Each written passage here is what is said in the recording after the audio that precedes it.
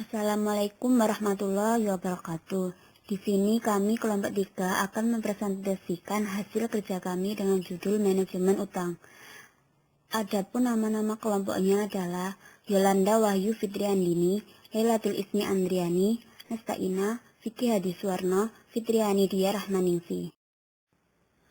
Hutang adalah kewajiban-kewajiban ekonomis dari perusahaan yang diakui dan diukur sesuai dengan prinsip-prinsip akuntansi yang lazim diterima. Tujuan dari manajemen utang.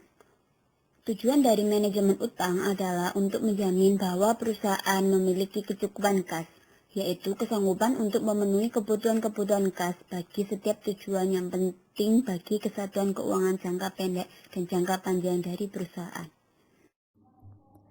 Current liabilities atau short-term liabilities. Utang jangka pendek dipakai untuk mendanai kebutuhan yang sifatnya mendukung aktivitas. Permasalahan umum berkaitan dengan current liabilities. 1. Kondisi keterlambatan dalam membayar cicilan bunga kredit kepada perbankan, leasing, dan sejenisnya secara tepat waktu setiap bulannya. 2. Kondisi timbulnya keterlambatan membayar utang dagang yang berakibat pada turunnya kepercayaan perusahaan di mata mitra bisnis. 3. Kondisi keterlambatan membayar bunga obligasi sehingga menyebabkan perusahaan harus melakukan negosiasi dengan pemegang obligasi. Jika terus berlanjut, maka pemegang obligasi bisa beralih menjadi pemegang saham, biasa disebut dengan solusi dari permasalahan umum berkaitan dengan current liabilities. 1. Menyediakan alokasi dana untuk membayar kredit tersebut secara sistematis. 2. Kewajiban perusahaan untuk selalu mempertahankan posisi keseimbangan antara kewajiban yang harus tetap dibayar dan sejumlah dana yang harus dipakai untuk mengaktifkan operasional perusahaan secara berkelanjutan. Non-current liabilities, long-term liabilities.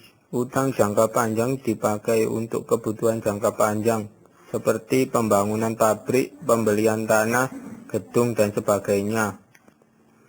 Adapun yang termasuk utang jangka panjang adalah utang obligasi, hasil bayar, utang perbankan yang berkategori panjang. Beberapa masalah terkait non-current liabilities. Para manajer keuangan melakukan tindakan gegabah yang tidak terencana dengan mengambil dana jangka panjang untuk membiayai proyek yang tidak memiliki nilai profitable atau membiayai proyek yang tidak memiliki prospek di masa datang. Pihak manajer keuangan memberikan rekomendasi yang bersifat mengejar keuntungan jangka pendek, namun telah menimbulkan dampak jangka panjang. Pada saat perusahaan mengalami himpitan akibat kewajiban membayar utang yang jatuh tempo dan dana itu belum ada, maka dana dipakai adalah alokasi sumber dana jangka panjang untuk membayar utang tersebut. Solusi: menghindari penggunaan jangka panjang untuk kebutuhan jangka pendek, menghindari keputusan yang bersifat gegabah dan tidak cermat, namun mengedepankan prinsip kehati-hatian yang tinggi serta dengan konsep manajemen yang terukur, menghindari menciptakan produk yang tidak memiliki nilai jual secara panjang, namun mengedepankan produk yang bersifat realistis, memahami kondisi mikro dan makroekonomi secara panjang baik dalam negeri maupun luar negeri. Likuiditas dan financial distress. Jika suatu perusahaan mengalami masalah likuiditas, maka sangat memungkinkan perusahaan tersebut memasuki masa kesulitan keuangan. Dan jika tidak cepat di atas, maka bisa berakibat kebangkrutan usaha. Menurut Plat dan Plat 2002, financial distress adalah sebagai tahap penurunan kondisi keuangan yang terjadi sebelum terjadinya kebangkrutan atau likuiditasi. Utang dan nilai perusahaan.